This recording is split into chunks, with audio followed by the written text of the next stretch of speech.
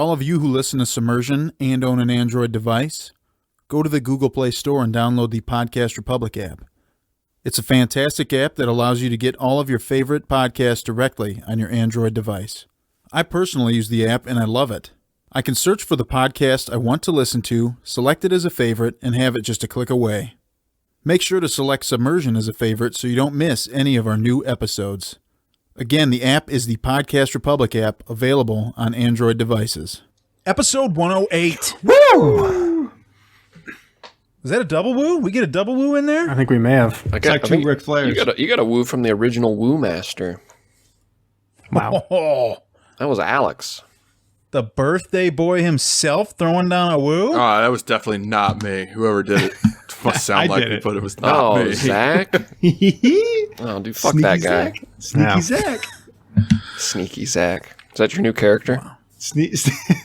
Yeah, sure. What's going on? It. We got Kyle back. You were vacationing. I was vacationing, finding myself, kick a caffeine habit, got back into exercising, living life, loving life, man. Oh, you got back in exercising? Yeah. You ready for some bike rides and some runs? Been doing the runs, and I'll say, since kicking caffeine, it's nice because it no longer feels like my heart is going to explode while I'm running, but it does feel like I'm going to die. So, interesting. You just get what you get, right? But Tomato, Kyle. I know. Back at it. Got to do it. So, it's also, kicking caffeine was really the only thing I could do was do that on vacation because we would go out in the morning, go hike and stuff. My daughter would get real fussy. And then we go back to our cabin and I could take a nap. I was like, okay, good. Well, hey, at least you're sticking to that exercise. I know you and I are on that there Switch game, right, Kyle? Yeah. Now, you've been probably playing it more than me because right now I'm trying to get outside and do whenever I can, but we've been playing a little bit Ring Fit Adventure. But no submarines are in that. Not yet. I don't know. I haven't got that far in the story mode, so. Same. I don't even know what this is. Ring Fit Adventure? Yeah. You'd love it, Jamie. Never heard of it. It's like your Peloton, but on the Switch. Yeah. But only for jerking it. Am I right? What? Anyways, anybody else been up to anything?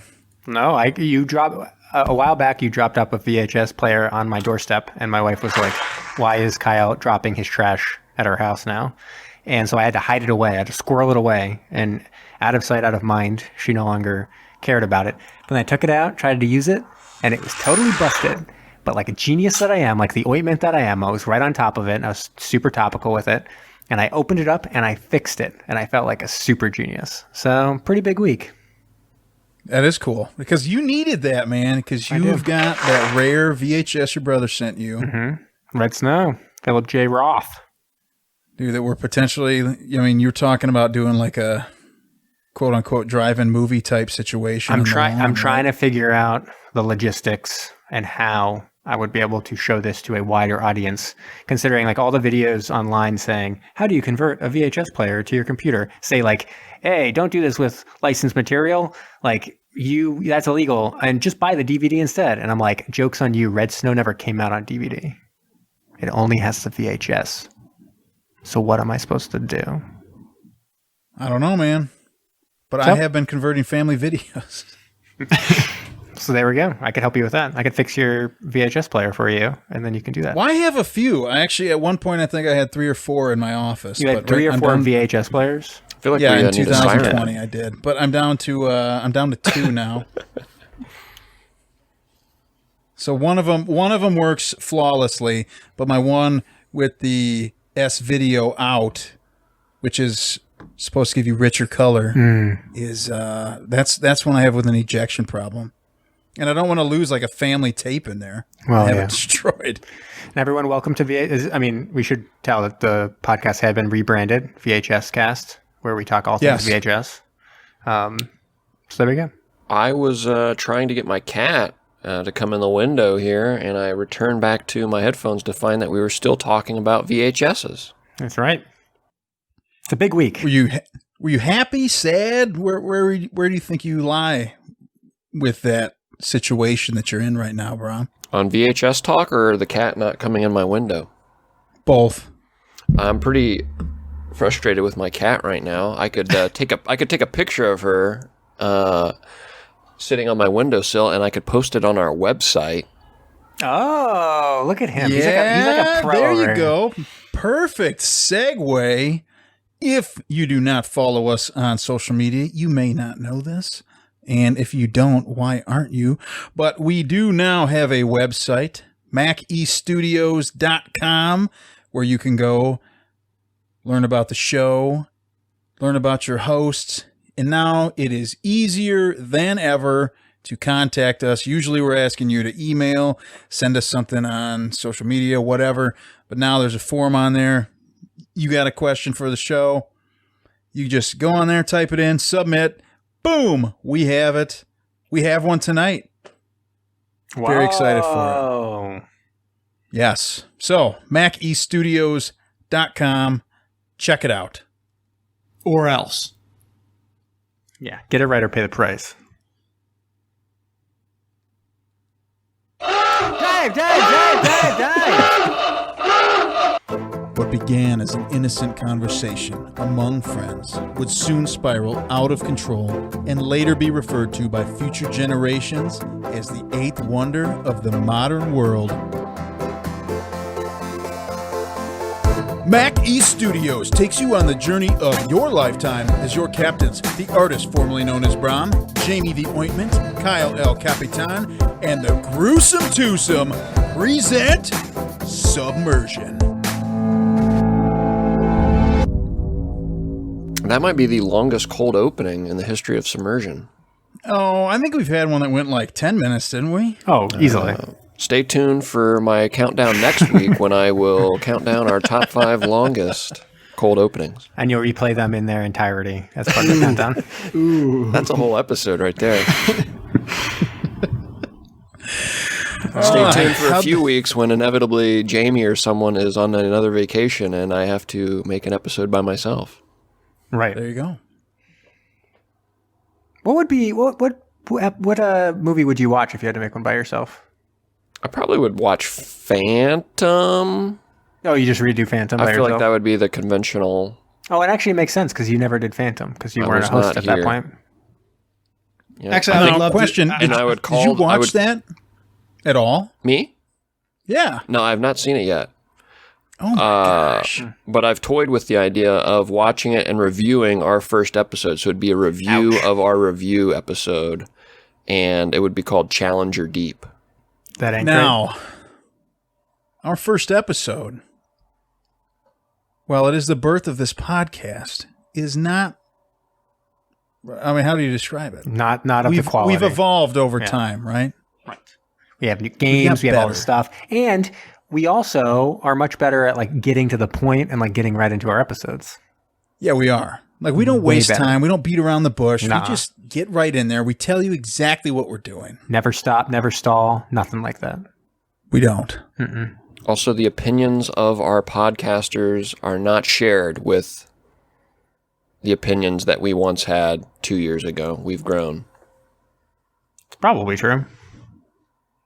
If we were to rewatch some of that, yeah. Yeah, just to avoid cancel culture and all that. Just put that disclaimer in there.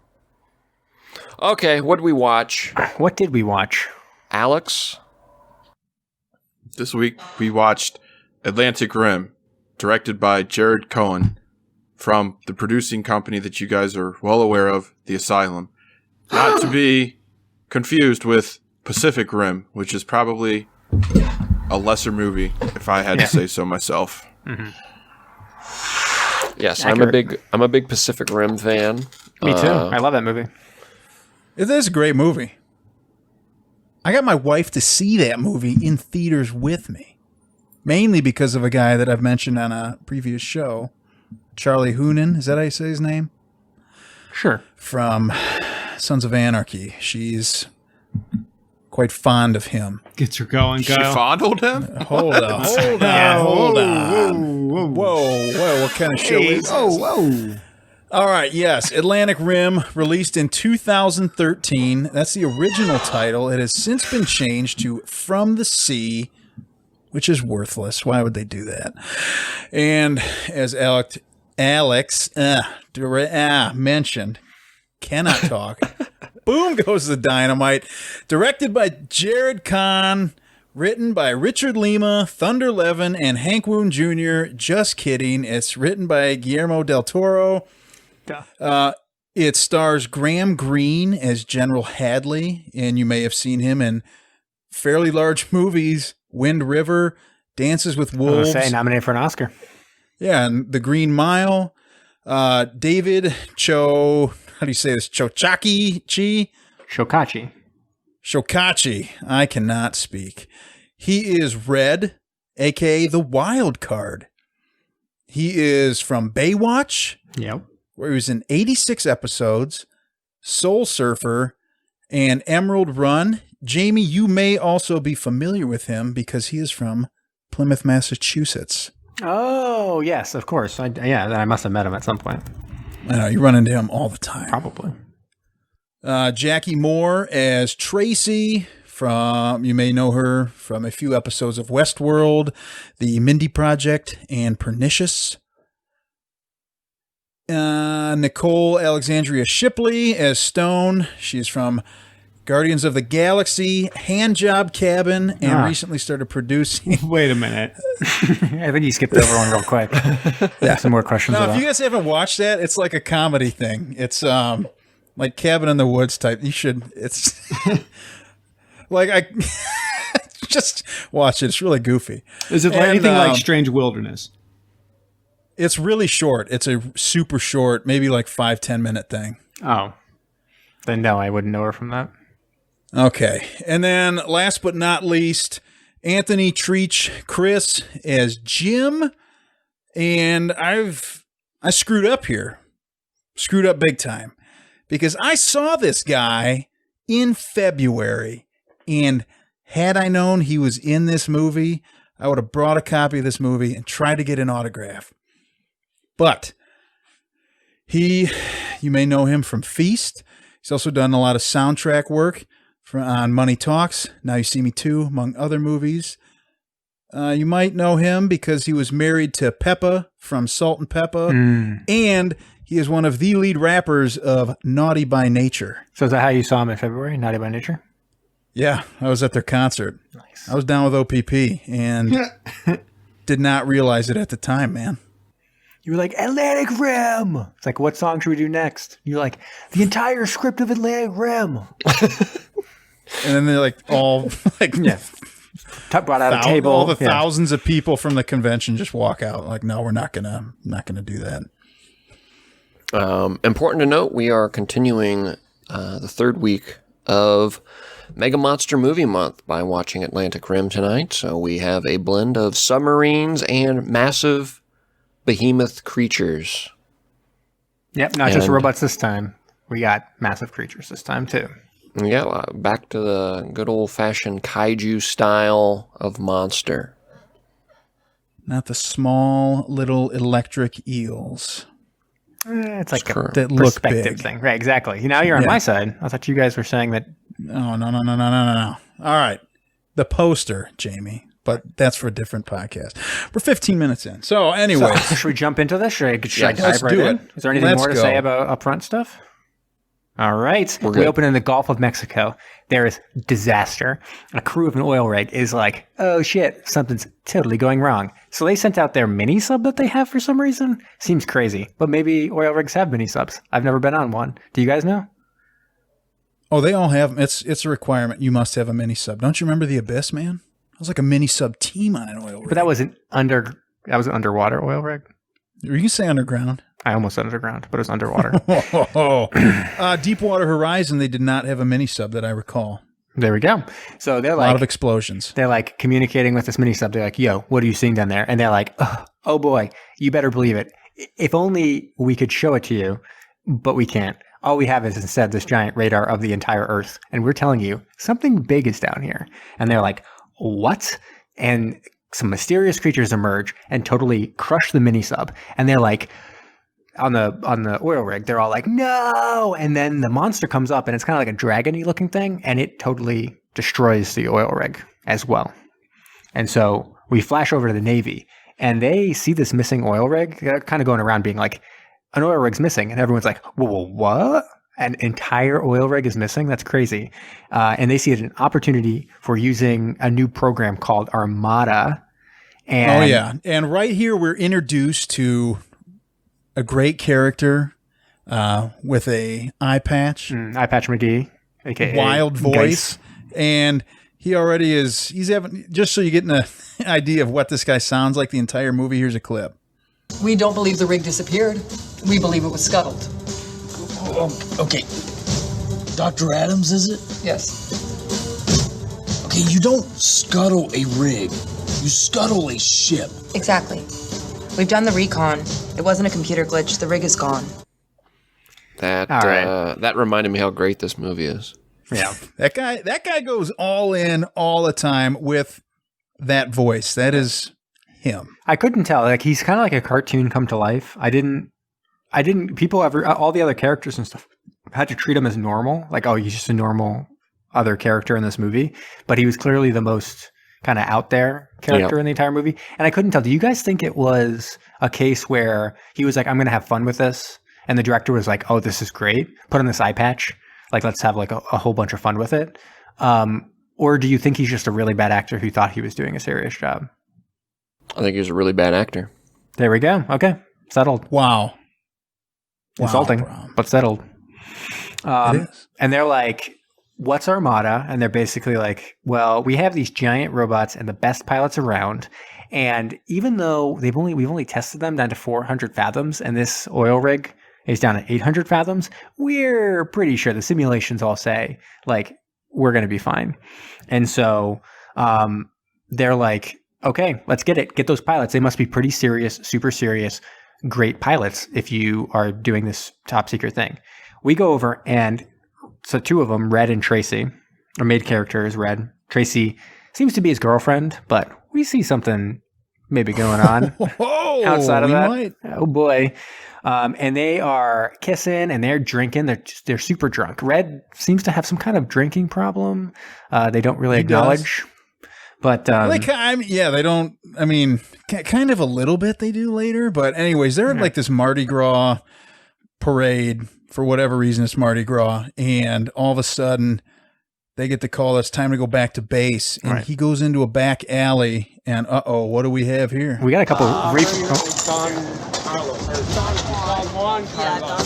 Squid? Yeah, dude. What? Anything? Let me call you back. What'd you say? Red. You heard me. No, Red. No, it's all cool. I just want to make sure I heard him right. Don't do this. Squid, let me just tell you something. I'll kick your ass so fast, you don't know what hit you, bro. Squid. You do not call this guy a squid. Never. And so, he gets in a fight for no reason with a couple reefer salesmen who are just trying to do their job. One of the best things about this fight is the guy on the stairs he's swinging this chain around. Oh, yeah.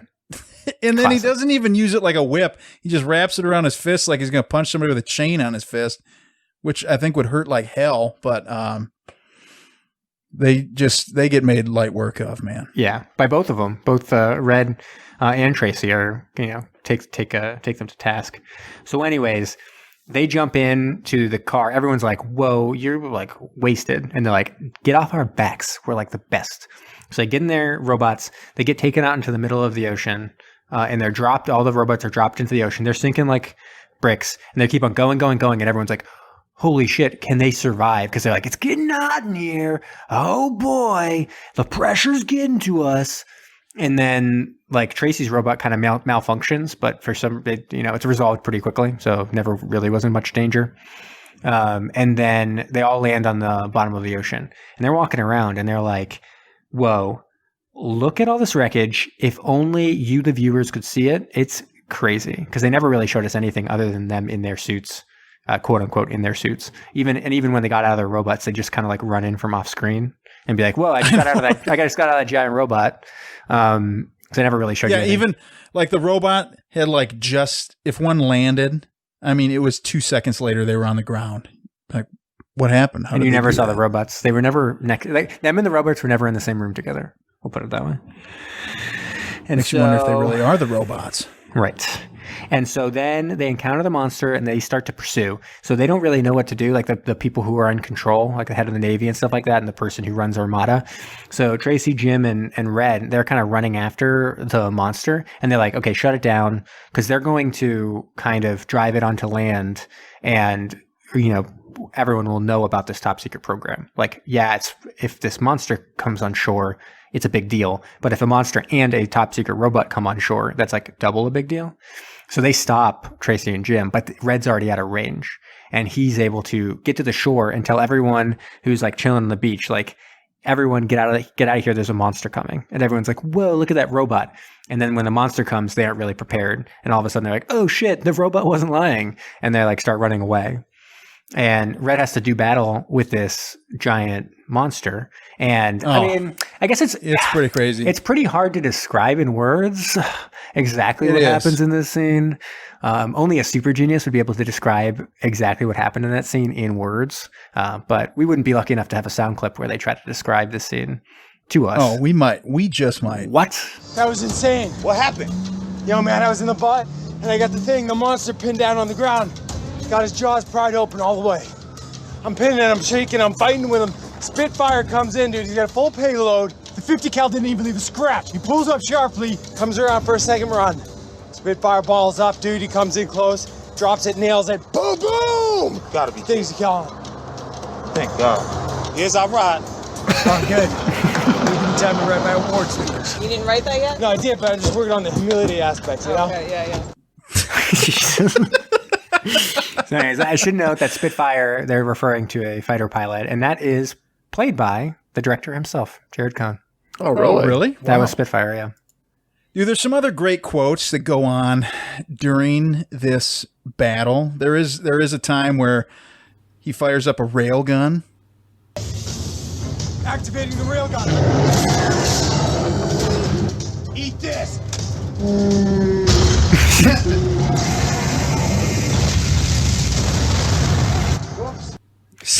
So right there, the monster knocks his railgun out of the way, and he just totally levels a building. And then at one point, the monster gets on top of him. This thing's all over my ass, man. He's gonna tear me up.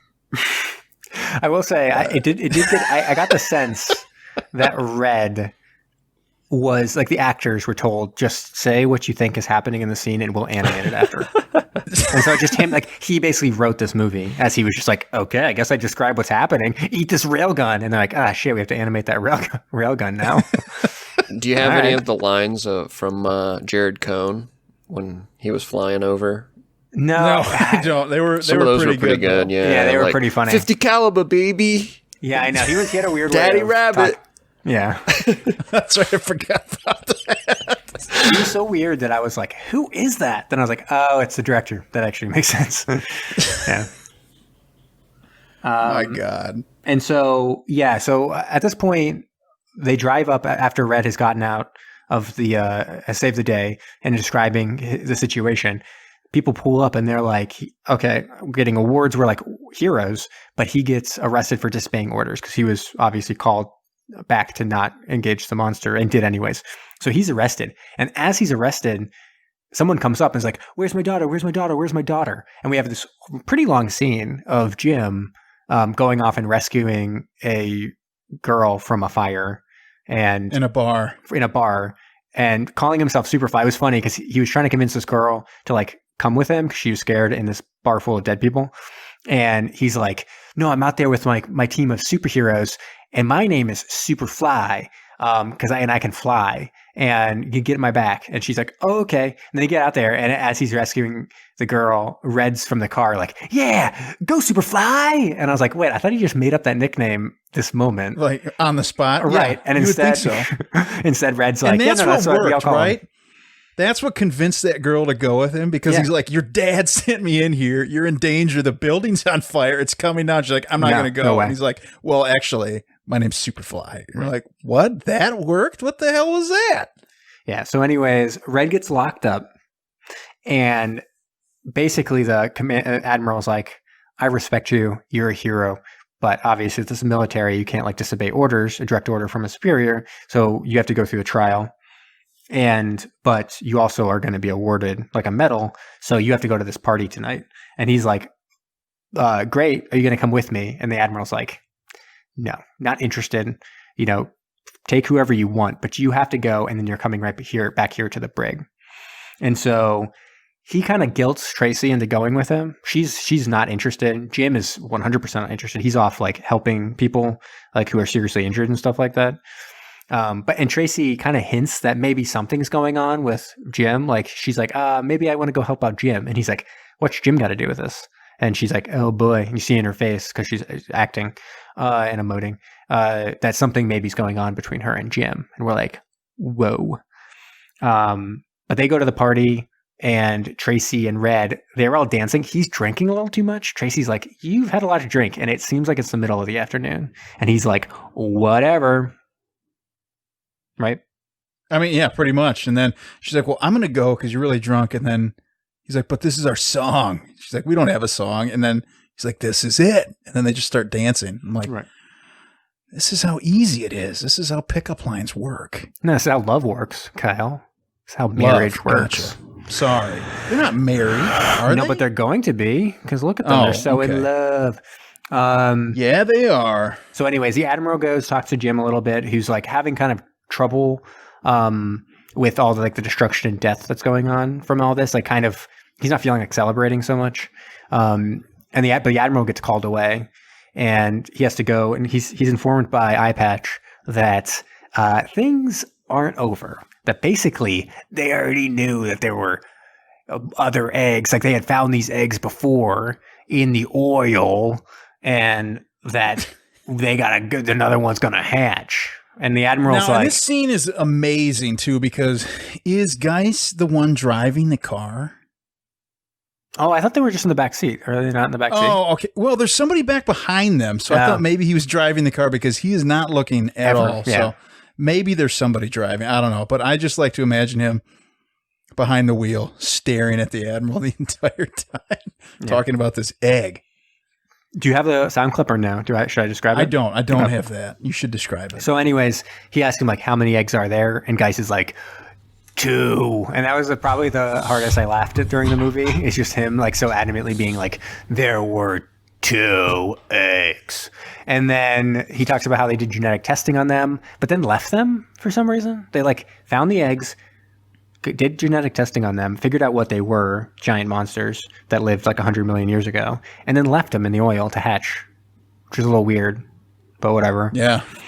And so then while one's dead, the other one they have to like find. But even before they really put forth much effort for finding it, they find out, oh no, it's hatched and it's attacking. It's going to be attacking as well. And it comes ashore. And you know why they find that out? Why is that? Because there's a submarine in the water. Yeah, totally. So like a bunch of people are out searching for the egg. Like they have ships and submarines and stuff like that.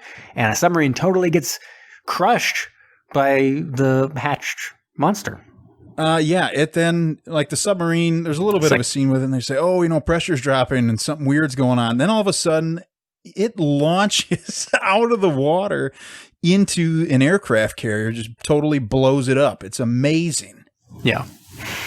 And it's like way bigger than the previous monster, and it comes ashore, and Red is like stuck in the brig, and everyone just like abandons him. Like the person guarding is like, I'll come back later.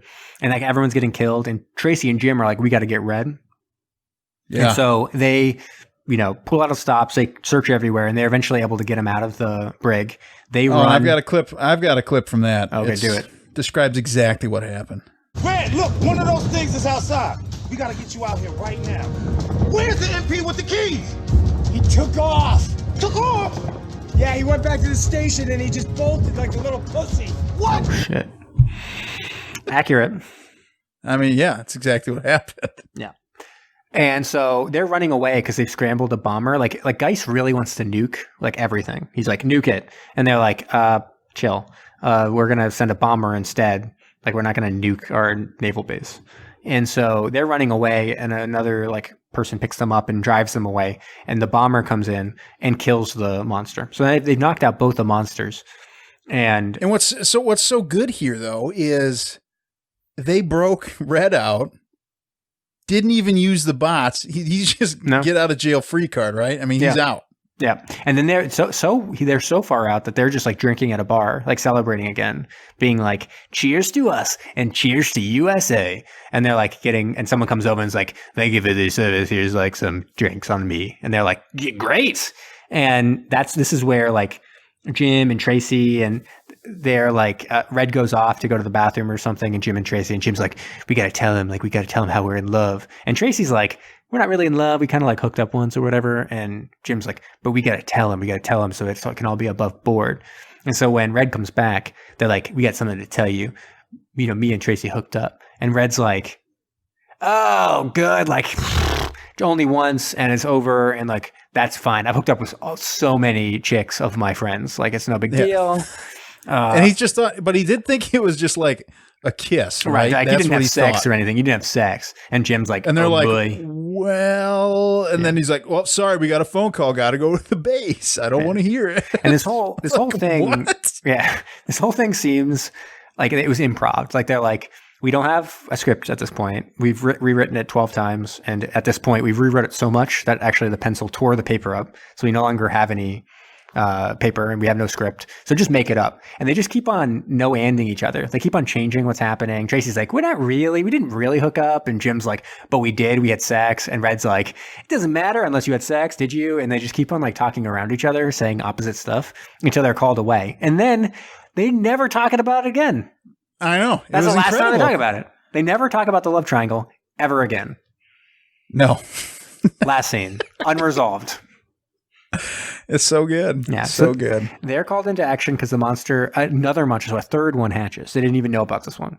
And it hatches, and it's, heading towards New York City. And so they're like, okay, we got to, like, up the ante. We got to get them into, like, new special technology for their robots so they can take out this giant monster. They're not going to have a chance without it.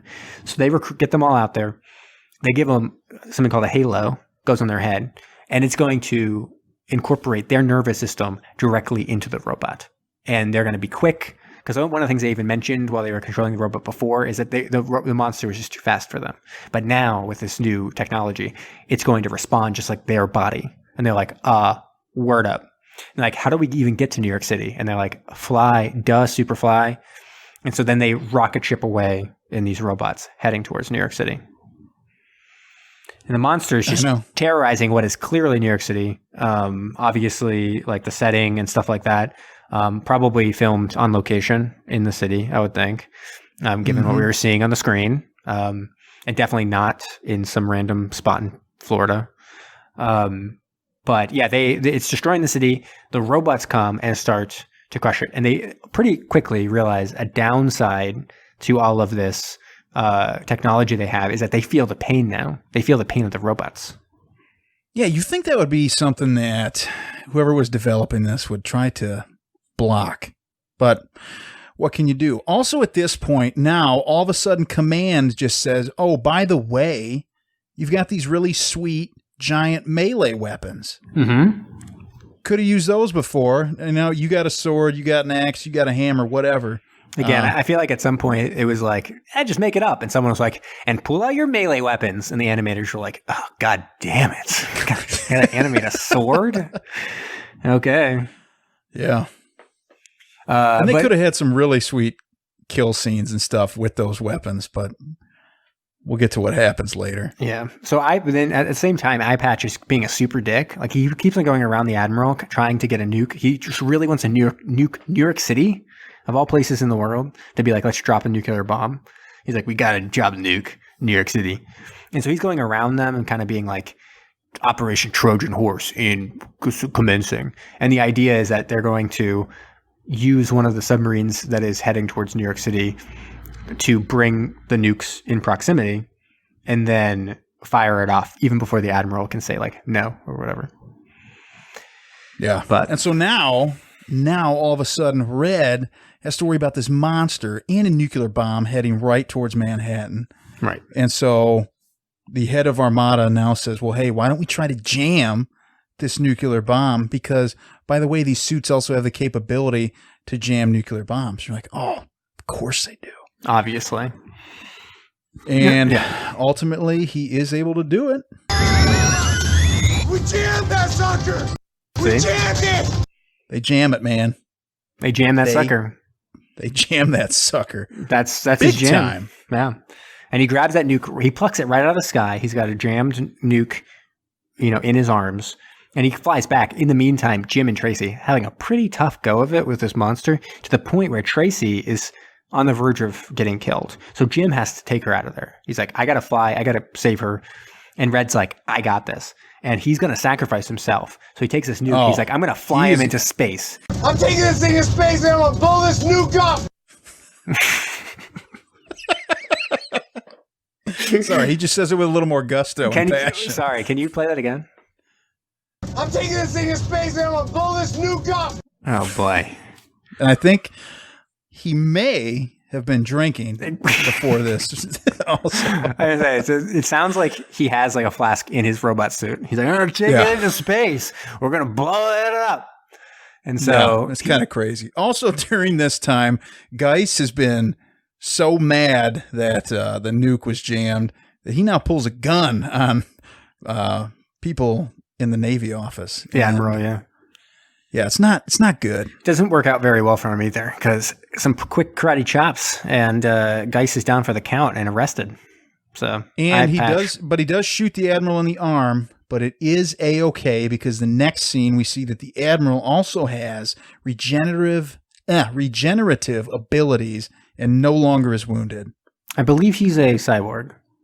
I think that's in the script. Perfect. It's never mentioned, but it's in the full script. cyborg, half cyborg. Where are we sitting on this? I guess it depends on the proportions. Both his arms and one leg are robotic. Both arms and one leg. And then his dick, obviously.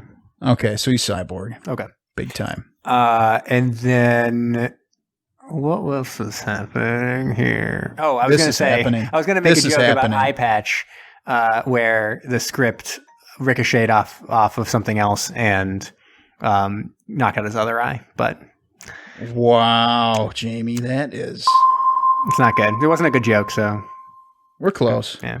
We're right there because he flies him up to space, Red, and blows up the monster, and we're like, Red must be dead because we see back in Florida or whatever, Tracy and Jim are there, and he's like running to her. Somehow they've both been thrown from their robots. The robots are nowhere to be seen. And Jim's like, are you okay? Are you okay? And she's like, okay.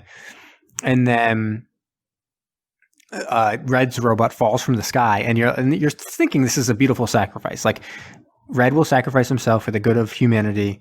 He will die on the scene, and then Jim and Tracy can fall in love.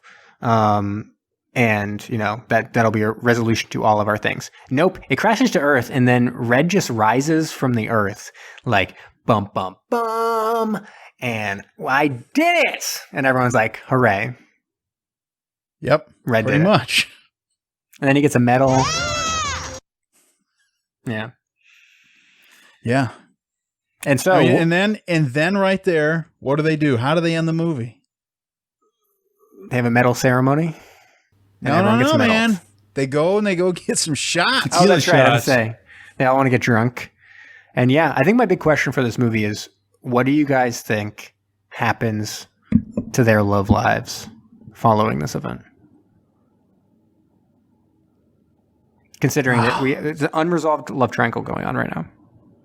We do. And I think there is a sequel, right? These same people are not in it. I do not believe that the characters carry over to the sequel. Which is very disappointing. But I think that Red lets all this go to his head. He spirals out of control. Makes sense. Gets a little abusive. He's not the marrying type, Red. Red? No, he's not. And I mean, anybody who makes a sound like this, I don't know if you can marry him.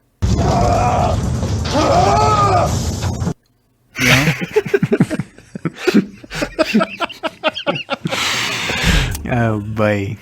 Yeah, I didn't know when to use that one, but I need to use it at some point, right? I feel like I've heard you make that sound a few times, Kyle. Potentially. So, who wants to start off our ratings? I think one of our silent members needs to chime in and inform us what they thought. The gruesome or twosome? I want them in sequential order. So gruesome is Alex. So Alex first. Well, this movie was quite fun to watch, actually. One of the better movies that we have watched. Editing. Thank you.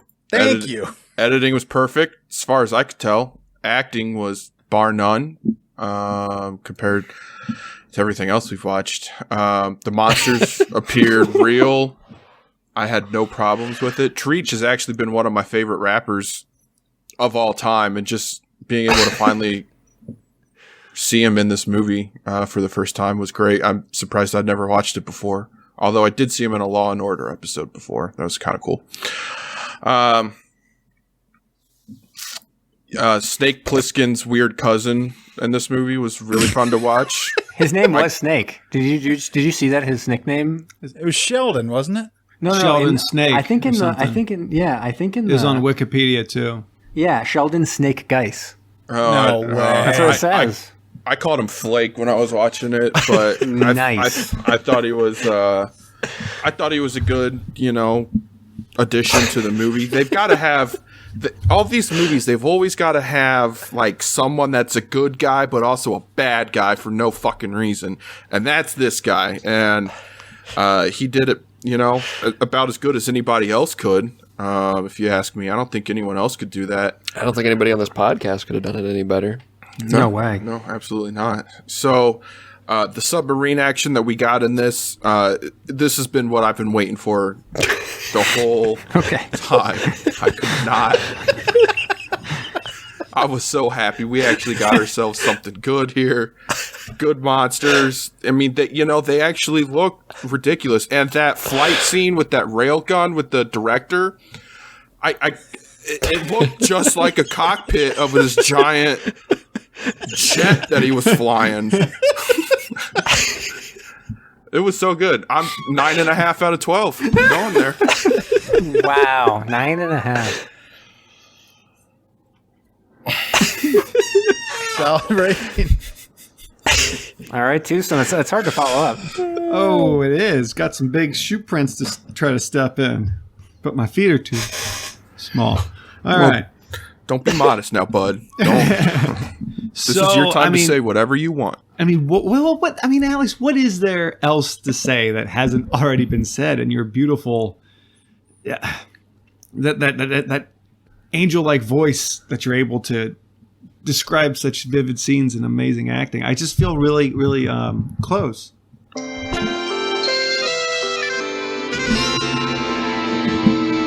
But this movie was more like this.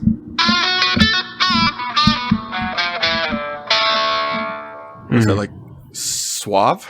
It's called Lone Wolf. So, it's an Asylum film. You know exactly what you're getting into. I don't even know what kind of Zach bar I'm supposed to hold this to. Alex with a 9.5 is a great score. I don't think mine's going to hit that high. I think mine's going to be more in the 3. Wow. It's not good. It's bad. It's Asylum. This one wasn't even particularly that entertaining to me. These damn movies and their damn budgets always never give you enough monster. They never give you enough CGI. They never give you enough. I wanted to see more monsters. I wanted to see less talking and less Power Rangers. And I wanted to see more monsters and more romance and art and vocabulary and culture. And I didn't get any of that. 3. Okay. All right. I can jump in here. I'm going to come in kind of thinking along the lines of, I feel like I always got to look to my anchor and kind of, what my center, what centers me. And that's going to be Steel Sharks, which obviously I think Your true north.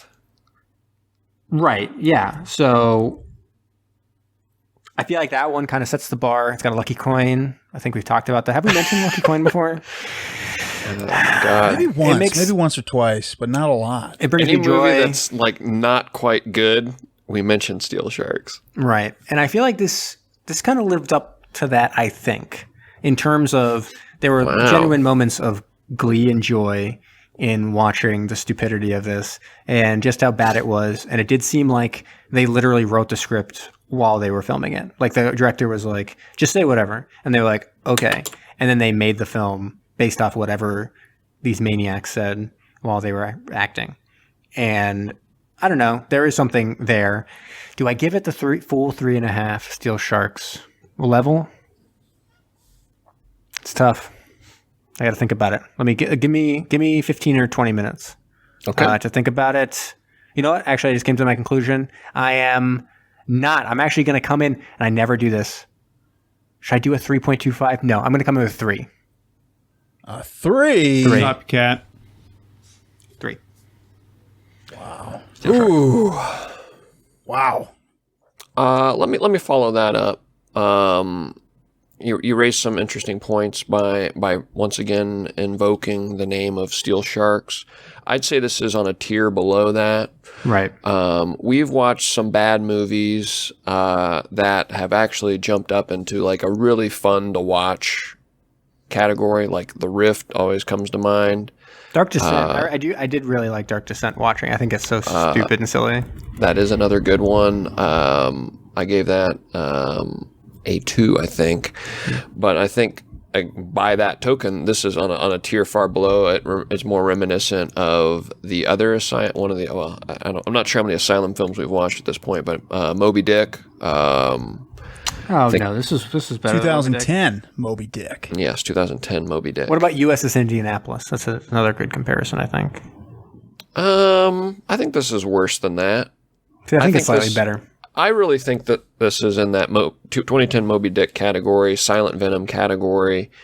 It did have a few funny moments that we have pointed out. We've played the sound clips. Aside from the jet fighter pilot sound clips, there's an actual clip of that on YouTube for anybody that wants to watch it. It's pretty funny. I gave you a few of the quotes. There's another one where he yells, "I'm going to get the Medal of Honor for this one." But outside of that, I this was not a great film. I'm going to give it I'll give it a 1. Okay. Kind of balance out the 9.5. Wow, yeah, that's true. 1? A 1. I think it's fair. I for one think it's fair. I suppose. I have to bring up the back then. The caboose, if you will. I call it the All boost. Right. That's what the kids are calling it nowadays. Oh yeah, they call it the boost. They got to shorten everything, don't they? They do. All right. This film, and you can call it a film, a piece of cinema, an Asylum film. 2010 Moby Dick was kind of I'm sure I've seen other ones, but my introduction since we've done this podcast to the Asylum films. I thought this was infinitely better than that film. Wow. And then, Jamie, you've got Steel Sharks. Mm-hmm. I look at Steel Sharks also. I consider it's newer, it's recent that we've done, but now I look to Midway. I'm like, man, this or Midway. Midway is an actually perfectly fine movie. I don't understand. False. Very competent movie. And you look at an actor like Red, who is delivering Oscar-worthy lines in this film. CGI looks like trash. Love triangle that we never know. Editing, amazing, like Alex talked about. Fantastic. Literally, these people are inside these giant fighting robots, right? And at one point, Tracy is spiraling down out of control into the bottom of the ocean, and then they cut to her, and she's just standing still in this command thing. These people aren't even hooked up. They're not even like secured in any way, not in any kind of harness. It's incredible. But literally, like I said, the Admiral got shot in the arm, and then next scene, perfectly fine. Love it. And I'm glad that you also mentioned that map that they were looking at, Jamie, when they're looking at the bottom of the ocean floor, and it's just the whole world. It's the whole world that they're like, what the hell something's is on that? the radar. You know? It's like, well, where? Like, you're talking about Yemen? Where? Crazy. I mean, this movie is what it is. I had fun with it. I literally laughed out loud so hard when they were getting Red out of his holding cell. He's like, that guy just bolted like a little pussy. Like, he didn't have to add that part on there, but it just made it so funny. I'm telling you, they made it all up. They all made it all up. Oh, they must have. And then a part that we didn't even mention was as soon as he got put in that holding cell, like this workout montage began with like push-ups and shadow boxing, him moving his cot, him moving the cot back. And I was like, man, he must be in here for days. And then the Admiral shows up. He's like, good work out there today. I'm like, wait, what? It's in there for like an hour. I know. I was like, what the hell was that? So, oh man, all these things aside, I mean, is this good? No, but is it really fun to watch? Because it's like just so bad or whatever. I mean, yeah, it absolutely is. And I give the edge to this over Midway. That's for darn sure. So I'm going to come in. The way I'm talking about this, you're going to think my score should be way higher than it is, but I'm going to give this a 4. And I think the 1.6 that it has on IMDb is a travesty. All right. I mean, yeah. All right. It had its merits. Are we going to do Love It or Hate It? We got Love It or Hate It today? Can I edit my score? I'm sorry. Can I edit my score? Yes. What do you want to change from a 9.5 to a 10? I just realized this film was released direct to DVD on my birthday in the United Kingdom 7 years ago. So that's got to bring it up to 9.6. There we go. Wow. That's fair. That's fair. Yeah. Yeah. 7 years ago, so that's when you turned 17? Great. No, I actually turned 10. He only turned 10 then. Oh, because he's 17 now. Got it. Sorry. Yes. All right. Love it, hate it theme. Go. Is there one? This is while you cue that up, this is Alex's second highest rated film. Oh, wow. Do I have sound for Love It, Hate It? I can't even remember. I think you may have been joking. I just always say it, and I'm hoping one time you'll have it. Okay. Well, there's a radio station down here that does it. I'll make sure to record it off the radio and let you guys use it. Thank good. Yeah, I'm sure we will run into no issues at all with that. They're pretty cool guys. They're pretty cool guys. You can call in and talk to them. I think they'd like our podcast, to be honest. Oh, yeah. They had one of our friends on there before telling a story over the radio. Ooh. We could easily call in. Ooh. Maybe friends of the show. I want to do Love It first, I think. Okay. Here it is. Well, it's 3, for us to decide, as he always says. All right. 3, 2, 1. We're going. Max Cudworth, July 2013. 11 out of 10. Would watch again. Here we go. Why do I want to write the 10th comment on Atlantic Rim? I'm not sure. Almost everything that could be possibly said about it has been said. But like so many other people who wrote comments, I was and am profoundly moved by this simple and eloquent depiction of hope and friendship and redemption. The only other movie I have ever seen that affects me as strongly as this is Sharknado. Both movies leave me feeling cleaner for having watched them. Interesting. Mm-hmm. I didn't intend to see this movie at all. I do not like robot movies. I don't normally watch them. I work at a branch library, and one day I was checking Atlantic Rim out to one of our older customers. She said to me, whenever I feel down or depressed, I check out this movie and watch it, and it always makes me feel better.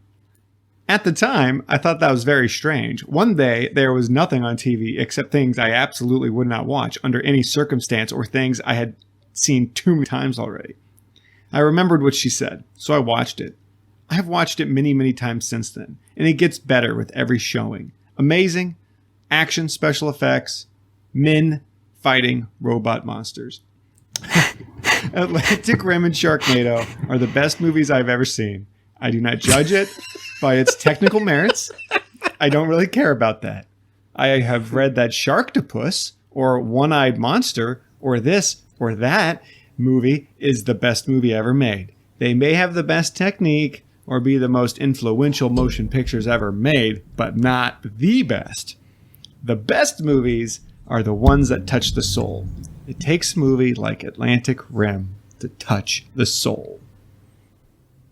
Wow. I mean, very well written. I think he liked it more than Alex. He might have, yeah. That might be a 12-incher. Now, well, you said it was 11 out of 10. 11 out of 10. You went above and beyond. Yep. That was Max Cudworth. Thanks, Max.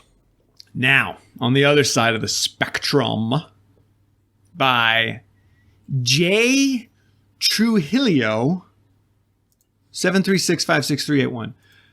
July 2013. Steaming pile of poopy. Spoiler alert, this movie sucks. It's horrible, just like any cheap B-rated knockoff of a summer blockbuster would. I mean, why bother with making up your own storylines when you can just copy the basic premises of a movie that already coming out? Think of it like this. Some dude at Sci-Fi was sitting on his couch, hitting the bong, and saw the trailer for Pacific Rim and said, haha, dude, we should totally do that. And the screenwriter was there with him and was like, LOL, yeah, dude, pass that bong. And the first dude was like, no, man, I mean a movie like that. We could even call it Atlantic Rim. And then people will get confused and think it's the cool one that they spent hundreds of millions of dollars producing and even marketing. And we can get paid. And the second dude then said, hells yeah, we don't even have to bother with a screenplay. Just copy that shit. Okay, now pass that bong, bro. And then 3 weeks and 20 BG-rated actors and a bunch of low-rate Chinese CGI, and we have Atlantic Rim job. Seriously. This movie is a wad. Horrible, horrible acting. Everyone looked like they weren't quite sure where they should be standing or saying or doing. Over the top, illogical bravado from everybody. There's one scene where everyone in the town is magically dead except one father who is wandering back and forth, pacing, looking for his daughter who he knows is in the building he is standing in front of, but instead of going in and saving her, just walks around calling to her, looking lost and confused. The human element was missing from the movie. You couldn't connect any characters. They had no depth behind their bios that were likely written by a toddler. In the end, the good guy killed the monsters, and the hero gets the girl, or the guy. I forget what they all wound up doing. He and his sidekick had a special relationship they didn't get into. That's it. What? That's it. Okay. Wow. All right. The bong reference and all that. That's great visual. He really painted a picture for us. That was like, it was like a imagine it, like I could see it unfolding in front of me, the birth of the mockbuster. I felt like I was there. Were you there? I wasn't. I wish I was. Oh, okay, good. That guy was, apparently, because he recounted it so nicely. All right, should I get into some trivia? Sure. I'm ready. Are you ready? You ready to actually answer some questions? Because I got some pretty tricky trivia here. Oh, I hope you do. All right, so they wanted to film at the Naval Air Base in Pensacola, but the Navy was like, no. So instead, they shot almost entirely at a private helicopter airport, and you could barely tell. There was a large number of rewrites throughout the film, due in part because of the location change, up to 9, apparently, times they had to rewrite the script. That's also, a lot. It did seem like they were just changing stuff on the fly, so that might have accounted for the 9 different times they did it. So anyways, the site for what state capital was chosen because it was halfway between Pensacola and St. Augustine? What is the capital? Tallahassee. Good one. That was actually a Jeopardy question. So I was like trying to search some trivia about Pensacola, but apparently not much doing because the Wikipedia didn't have much on there. But then when I searched the J Archive, they had that question. So I was like, oh, that's pretty good. All right. A sequel was released in 2018 called Atlantic Rim Resurrection, and it did coincide with the sequel to Pacific Rim, also released in 2018. So that film, Pacific Rim, debuted at number 1. It dethroned what Marvel mega hit, which had held the top spot for 5 weeks. And that had been the first film since Avatar to hold the number 1 spot for 5 weeks. So it was 2018? Mm-hmm. Is that Infinity War? It is not. It would have been a little bit before Infinity War. It was Endgame? Black Panther. Oh. Sorry. Wait, was that Black Panther may have been after Infinity War, but before Endgame, right? I can't keep them all straight, but I was trying to figure out where they were at. So it's actually, I think it's the 3rd highest grossing Marvel film of all time and the 9th all time or something of any film. And Pacific Rim outdid that, really? It dethroned it, but then it had a pretty disappointing rest of the box office. The sequel did. But yeah, it was number 1 and dethroned Black Panther. All right, so this is one of 6 films in season 12 of Mystery Science Theater 3000, and it's the only film ever to be done on that program from the 21st century. So this is a hard one, and no one watched that, right? No one watched the Mystery Science Theater done for this film. Nope. I did not. Yeah, me neither. I never got around to season 2 of Mystery Science Theater, but I should go back and watch that one. It probably would be pretty fun. But this is a hard one. But the artwork for what artist's album I've Seen the Movie 2 was inspiration for the logo that you see for Mystery Science Theater and kind of like Mystery Science Theater 3000 in general. Kind of them sitting in the chairs with the movie playing in front of them. Anyone know? This is actually also a Jeopardy question. Very hard question. I do not know. Can you repeat it? So the artwork for what artist's musical artist album, I've Seen the Movie 2, was inspiration for Mystery Science Theater 3000. Like the original, like way back in the day. Yep.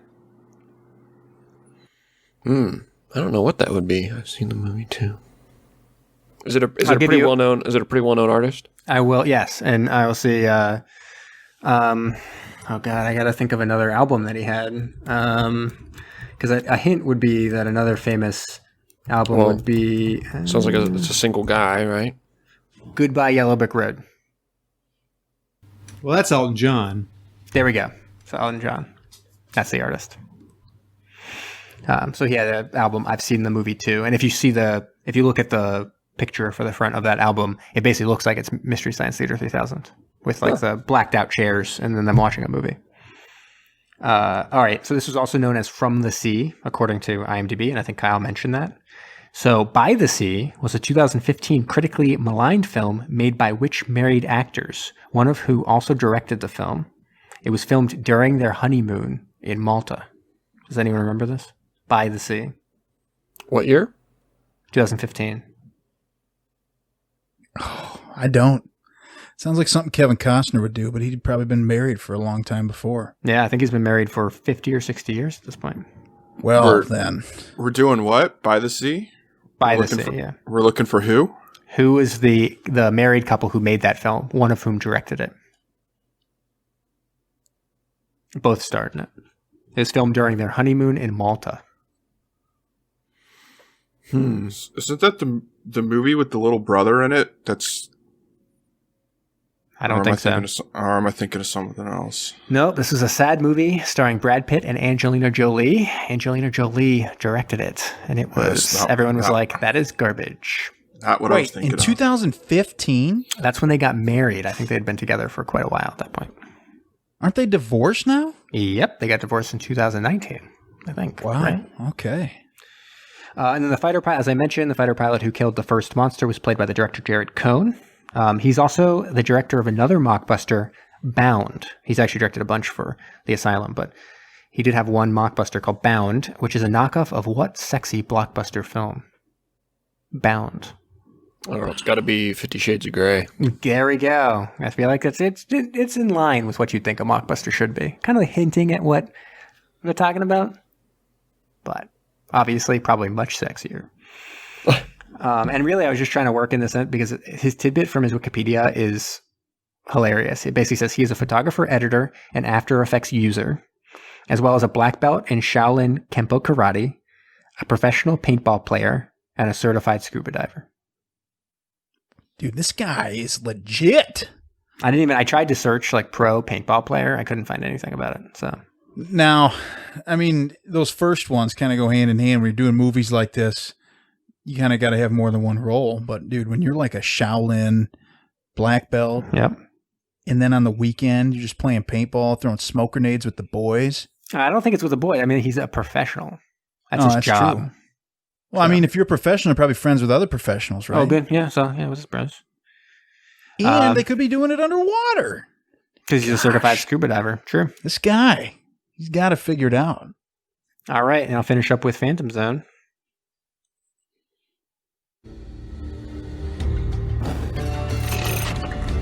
Engage the Phantom. Phantom's engaged, sir. All right. So this one was pretty close. There's obviously a huge number of people involved who have submarine credits because they were involved with the Asylum. But I try to get it with the actors. Even the director, I don't think, has another one with submarines in it necessarily. I guess maybe the sequel to this movie would. But I try to do only actors, and no one had other submarine films except Eric Schmitz, who was. Do you remember a scene where there's like a street performer and someone like comes up and like puts money in his like guitar case? Oh, right before the monster, right in the beginning, attacks? Right? The monster attack. Right before the monster attack, then he's running away. That street performer, he was in USS Indianapolis. No way. Yeah. And so it's easy from that pile of shit.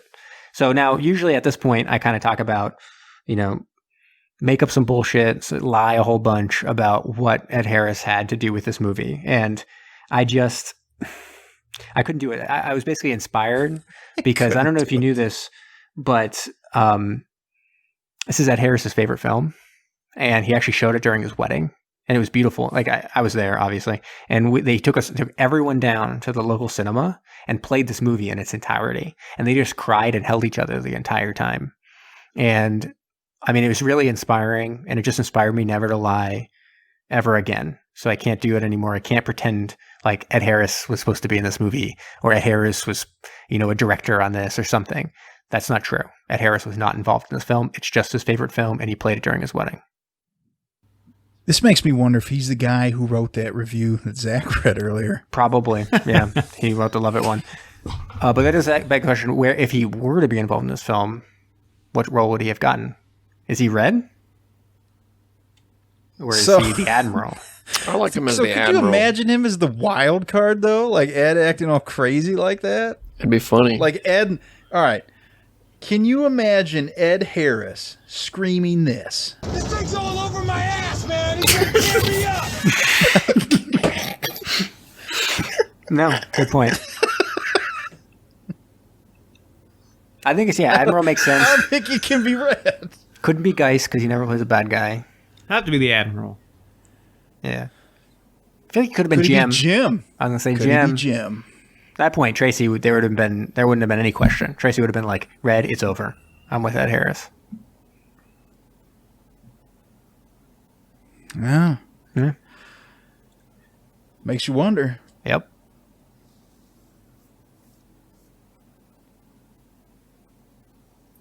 Woo. A lot of silence there, boys. Yeah, it went on for a while. It was a lot of dead air. That was some dead Don't air. worry. Nothing skipped. Nothing like that. We're still here, gang. All right. Is that it? That's all I got. That's all you got, huh? That's all I got. All right. All right, man. It's time. It's subs worldwide. Wait, are we really doing a sub this time? We're really doing a sub because I haven't done a sub in a really long time. Can in the future, at some point you start doing submarine sandwiches and detailing like different submarine sandwiches? I had one today. I should do that. That would make more sense, I guess, for a lot of these films. And good call, Jamie. I will look for some sub info later.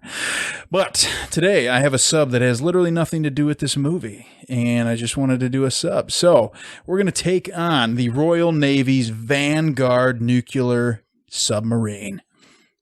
operated by the UK, built by Vickers Shipbuilding and Engineering in the early 90s. 4 were ordered, 4 were completed, although some people tried to cancel the last one. So thank God they got all 4 of them.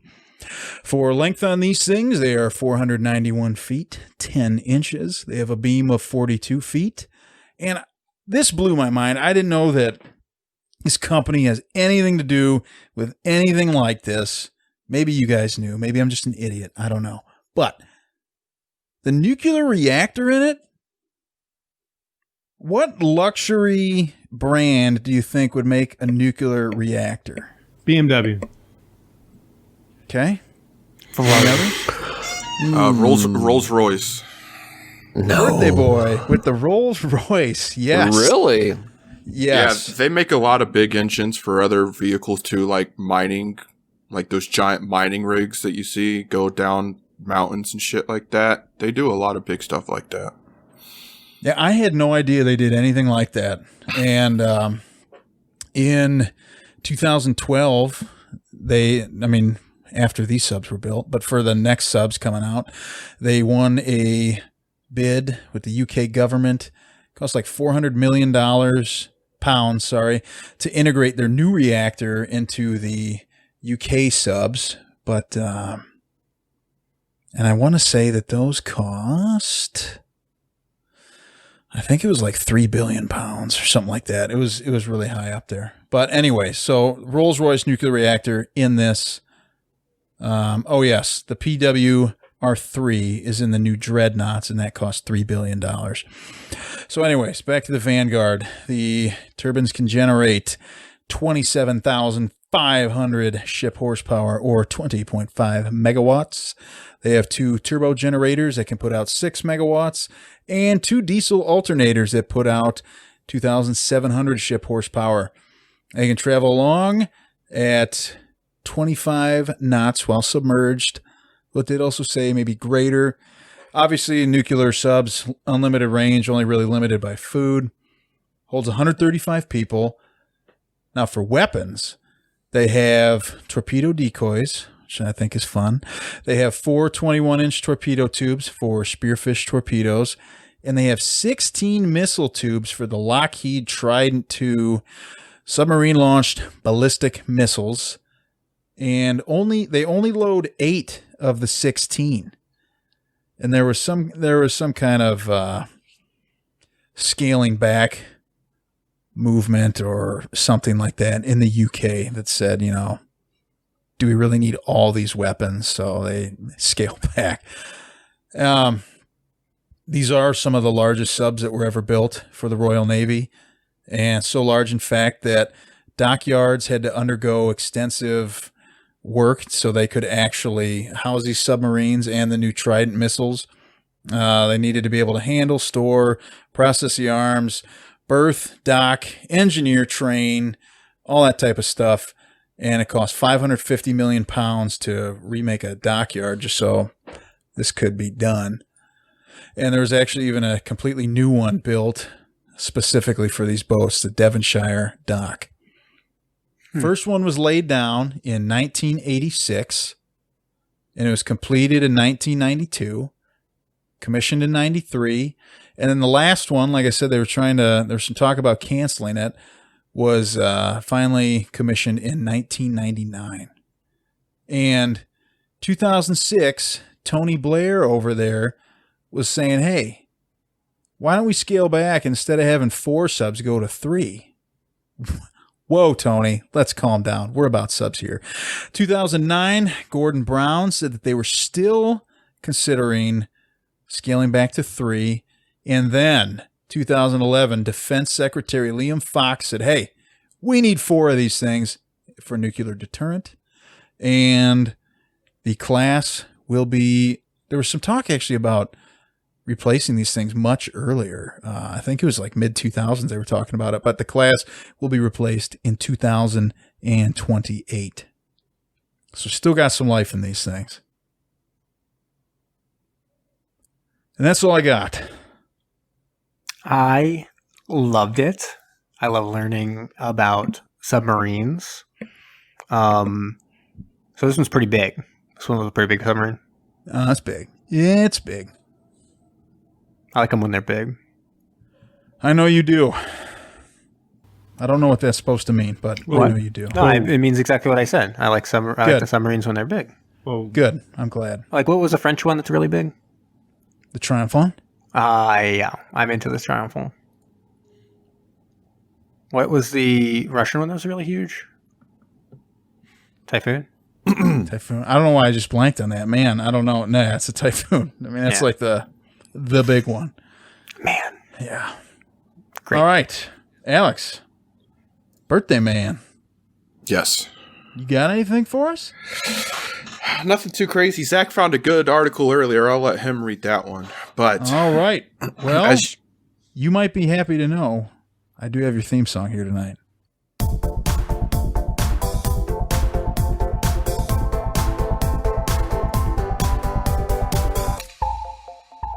You guys think I was actually looking up news? Got a little bit of a laugh from Zach tonight. I love that. Yeah. All right. He was laughing because I was like, oh, so we have to listen to it. All right. So have you guys heard in the news before about the Prime Minister of Israel? Never heard of him. Benjamin Netanyahu, how he's like being charged for like fraud or something like that, criminal charges, I don't know, whatever. Part of that stems from a $2 billion purchase of submarines from Germany.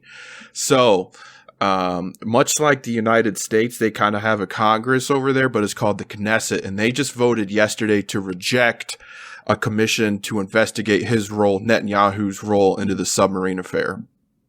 In protest to that, someone flew a mini Zeppelin fashioned in the shape of a submarine over their legislative body. I would imagine something like that flying over here in the United States probably would have been shot down and jets would have came flying from all over the place. One of the people worried about this, his exact quote, "The submarines affair will continue to hover over us until the truth will be revealed." So it doesn't really say who started flying the submarine Zeppelin looking thing, but if I had to guess, it's probably that guy. His name was Lapid. All because he said hover over us, right? Uh-huh. Yeah. I mean, I think you found it, dude. You should write them. Are there pictures of this thing online? Oh, yeah. Yeah. Would you like me to post it? If you could. Yeah, I could do that for you guys. Don't worry. And then it lastly, looks amazing. Sorry, I just saw it. Oh, you saw it? Okay. Earlier today, down in Broward County, Florida, a U.S. submarine was off the coast with the snorkel up and caught on camera, believe it or not, 3 little dolphins were swimming along with it and even leading the submarine. So if you want to feel your heart feel a little bit better today, we'll link this video for you too to go ahead and take a nice little look at it where, you know, when some people see a sub, they think impending doom, but these dolphins, they swim right up to it and lead it wherever it needs to go. So pretty heartfelt. I think anybody that watches this will absolutely love it. And you might even be able to get a good screen grab and make it your desktop background or put it on your phone. Show it to a loved one. It's pretty nice. I'll also link that for you guys as well. It's great. You're welcome. Beautiful. Yeah, and whenever you do this, I also search just submarine movie news since we might be interested in that. I did see that Magic School Bus is going to be adapted. Elizabeth Banks just cast as Miss Frizzle. What? And we can only hope that that school bus is turning into a submarine. It has to at some point. I mean, in a TV show, it definitely did. So there's no way that bus isn't going inside a kid's body. Oh, I kind of agree with that for sure. Good God! What? There's an episode. I mean, that is what happens. It's like the most show. famous. Yeah, it's like one of the most famous shows. Perverts. I think I saw that on Jackass one time. Smash cut. No. I guess I'll bop in here with the quick news article that Alex said I found. So just a quick one, but some U.S. Navy news. They announced their intent to ink a $10 billion in contracts for the first 2 Columbia subs. U.S. Navy is poised to ink almost $10.4 billion in contracts with General Dynamics Electric Boat for the first 2 Columbia-class ballistic missile submarines. They will carry more than a dozen nuclear missiles, and they are on constant patrol. The announcement was released on Monday. They're awarding $869 million to Electric Boat to complete design work on the subs as part of the contract modification, and then the $9.5 billion for the first 2 hulls.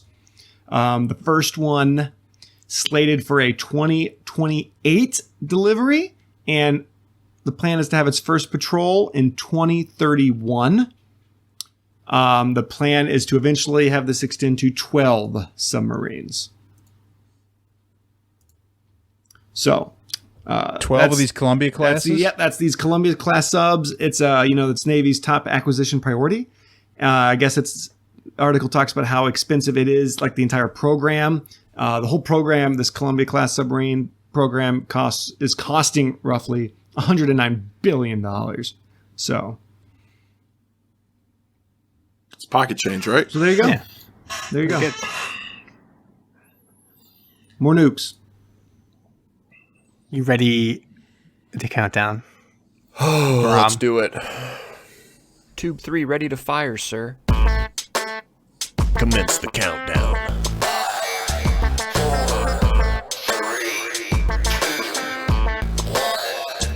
Give it to me. All right, so Kyle said it was mandatory that we play my theme song. Even though I told him I was not going to be doing a countdown tonight, I'm going off script tonight. Oh, shit. I was flying high a few weeks ago when we did the top 10 shocking news and tabloid headlines, and just haven't been able to catch lightning in a bottle ever since, and I just need to go on sabbatical a little bit from the power rankings. So tonight, fortunately, I found, I'm surprised you didn't catch this, Jamie, but in the J Archive, there was an Atlantic Rim alternative fun facts trivia. What? Yeah, I don't know how you missed that. That's also very functional for tonight's episode because that is a Zach fact. Oh, okay. That's why I didn't find it, because it was too real for me. Yeah, so, I've done alternative submarine news in the past, but tonight we're doing alternative Atlantic Rim trivia, courtesy of the J Archive. So I'm going to start it off. I want our birthday boy to pick the first level, dollar amount here. 200, 400, 600, 800, 1,000. Where do you want to start on the board here, Alex? 600. He's going with 600. Interesting. All right, so $600. Kaiju in the Atlantic would need to weave through the Strait of Gibraltar to snag a pair of aviator rims from Ray-Ban's headquarters in this European country. Kaiju in the Atlantic would need to weave through the Strait of Gibraltar to snag a pair of... There you got it, Alex. $800. Alex is on the board. I thought it was 600. Whoa. I thought he said 600. Sorry, 600. Birthday bonus. Don't Pardon me. He's going to need it. We will give him a birthday bonus. Where would you like to go then? Let's follow up with the other part of the twosome here, the other half. Some would say the worse half. I would agree. No, I'm kidding. Zach, where do you want to go? Just show me the way home, baby. Does that mean you're going up to 800? Yeah, sure. All right. Zach, don't lose your religion if you don't know the answer. The rock band Rim was found in this pleasant Atlantic coast state. It's REM. Can I guess or answer? Well, after Zach gives his guess, because he's going to look it up because I know the answer. I don't. You said it where? I said don't lose your religion if you don't know the answer. It was Atlantic, right? Yep. These are all Atlantic, and they all involve rims. Well, this is REM, though. That's the joke. The rock band Rim was found in this pleasant Atlantic coast state. He doesn't know. Alex, take it away. Florida. Georgia. Alex, you said Georgia? Damn it. Georgia. That is correct. I know. I heard it on the radio the other day, actually. That's how I know. I would not have known that. So with your birthday bonus, that puts you at 1,600. Let's give the floor to Kyle. You got 200, 400, and 1,000 remaining here. Let's go 1,000. Let's do this. All right. All this, you got the perfect. After finding fame, pimping rides with spinning rims, rapper Exhibit starred alongside Nick Cage and Eva Mendes in Bad Lieutenant, a film set in this Atlantic port city. It's an easy one. Yeah, it's New Orleans. Yep. You got it. New Orleans. Oh, man. I would argue that that's not an Atlantic. I would also argue that. Yeah, I know, I was like, wait, that's why it kind of threw me for a second. I was like, wait a minute, what? It's in New the Orleans, Gulf? being in the Gulf of Mexico, is still an Atlantic port city, though. True. Yeah. Well, I'm going to take those 1,000 points. Do it. Put them in your pocket. I'm not taking them away from you. I will be choosing 400. I see that it's a daily double, and I will be wagering all of the money I have, which is $4,000. All right, $4,000 daily double. Perfect. Answer, daily double. Long before Robert Parrish, oh my God, could crash. This is perfect, Jamie. Long before Robert Parrish could crash the rim, James Naismith invented the first basketball hoop in 1891 in this Atlantic coastal state. Oh, Massachusetts. That is correct. And yeah, if we're getting specific here, Springfield, Massachusetts. Where the Basketball Hall of Fame is. Alex will give you the 201 to close us out here. You got to catch up with Jamie now, who has $8,000. I got a lot of money. During the outbreak of COVID-19, the health agency of this major Atlantic city was first to issue stern guidelines against rim jobs. It's a $200 question. This is the $200 question. Against it? Yes. This major Atlantic city was first to issue stern guidelines against rim jobs. I want to say like DC. I disagree with that. Or Philly. But I don't know. But I did see another article that actually, I don't remember which state or city it was. I'll let you get to the answer in a second because it said to help with coronavirus and not spreading it, like they said, basically use a glory hole. Like the city actually said that. Hold on, let me. I think that was New York City. Was it? The answer to this one though was the New York City Health Department. I just threw it to the judges. They actually are accepting Alex's answer. Okay, that's correct. Yep. Just by citing that he saw somewhere else that it's also good to use glory hole. holes. Yeah, they said it's perfect. Like give him credit. Answer. Mm-hmm. He didn't name a city, but give him credit. Yep, that's what they said. All right. Good. Alex, that's good for second place. Congratulations. I hope you don't spend it all in one place. Nope. Judges are also saying that he got a birthday bonus, so he got first place. There we go. Wow. That's what the judges said. Good job, buddy. It's not me. I'm livid, and I will be obviously contesting the results with the authorities. But they might make like a 30 for 30 out of it. Probably. I look forward to watching it. Thank you, guys. That was the top 5 alternative Atlantic Rim trivia from the J Archive. Beautiful work. Next week's episode, before we toss it over to Zach to bring us home, we will be watching The Land That Time Forgot, 1974 giant dinosaur film. Of course, we got submarines in there, but if you want to check it out, it is available to watch on YouTube for free. So get that under your belt and be ready for our next episode.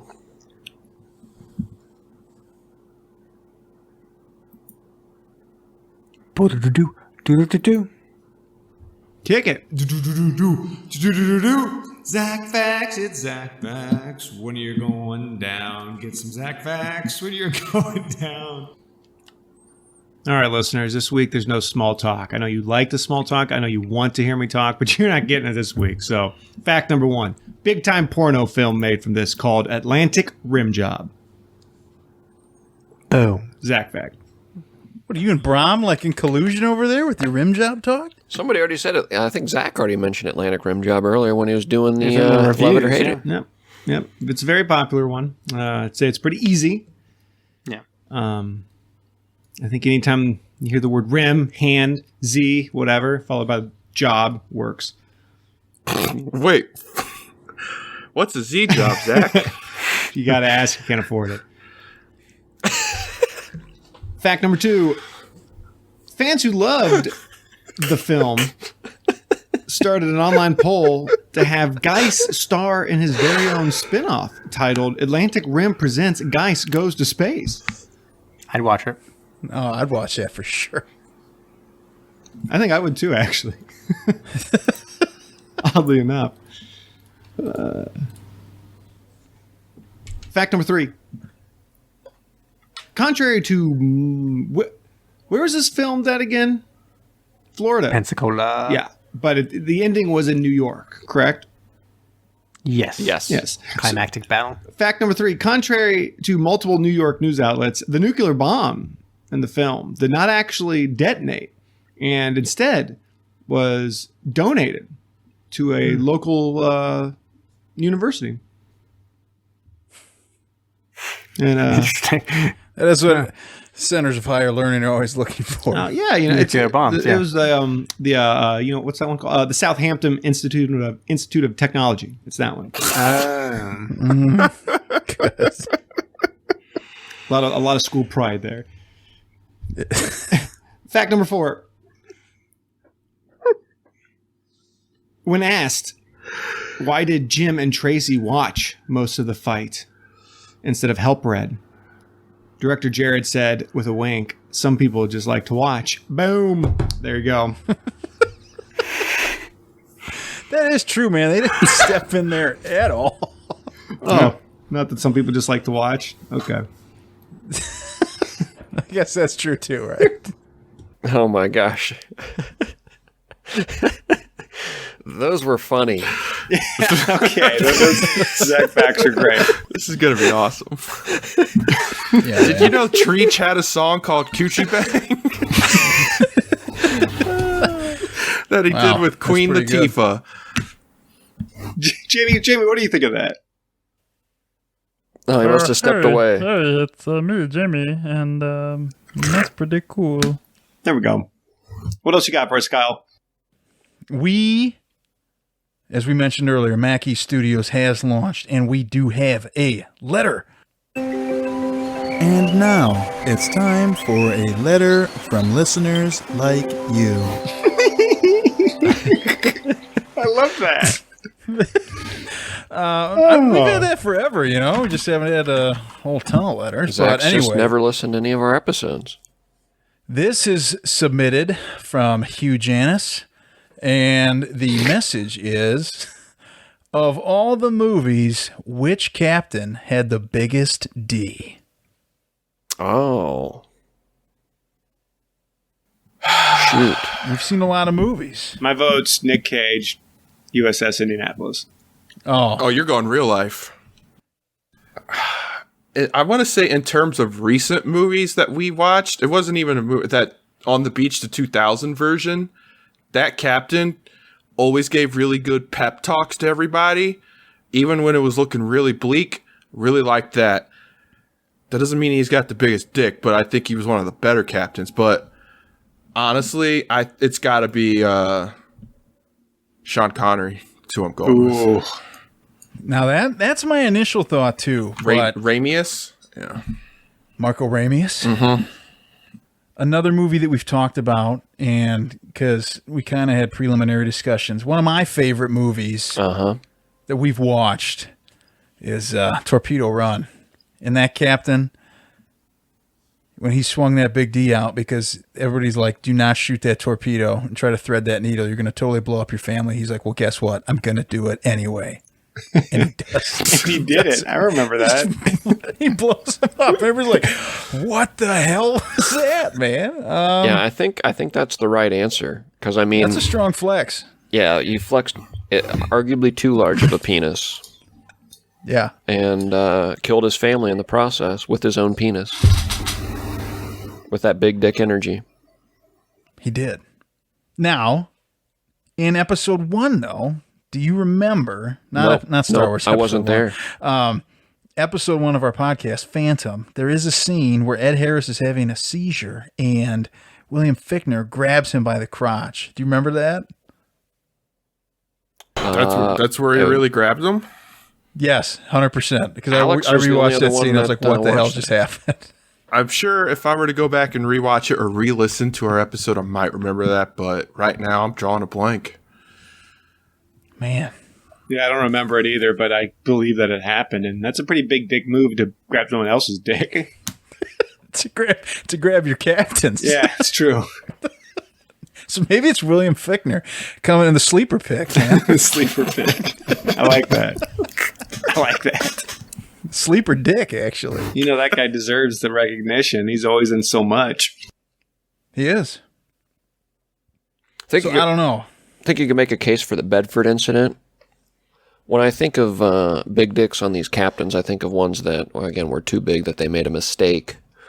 And Bedford incidents, the captain in that necessarily wasn't the one that that had the accident that caused the Bedford incident, but he was looking for a scrap with that Russian submarine, and he said, if they fire one, I'll fire one. And then the whatever his name is, the envoy or what's the ensign or whatever is like, fire one, and he fired the torpedo that caused the nuclear launch. That is true. That is very true. So what do we do, Kyle? Do we just... I don't know, man. I don't know where we stand right now, because then I was just looking at our movie list, too. Think about Steve Zissou, you know? Talk about somebody makes a mistake. I love right? that movie. I think what we're finding is that these are all cautionary tales almost. Of being too big, huh? Yeah. Instead of Icarus, it's Dickarus. Wow. That's a slam dunk right there. It's a good pun. So I think the correct answer, though, was the torpedo run. I would agree with Kyle on that. I mean, two votes for torpedo run, in my opinion. Do something like that, you know. It's next level. Yeah, to kill your own family. Yeah. Okay. And thank you for the question. Anybody else has other questions and you want us to answer, ramble on like that, like we just did, go ahead and submit them, MackeyStudios.com, on the contact us page. Super easy to do. Get at us.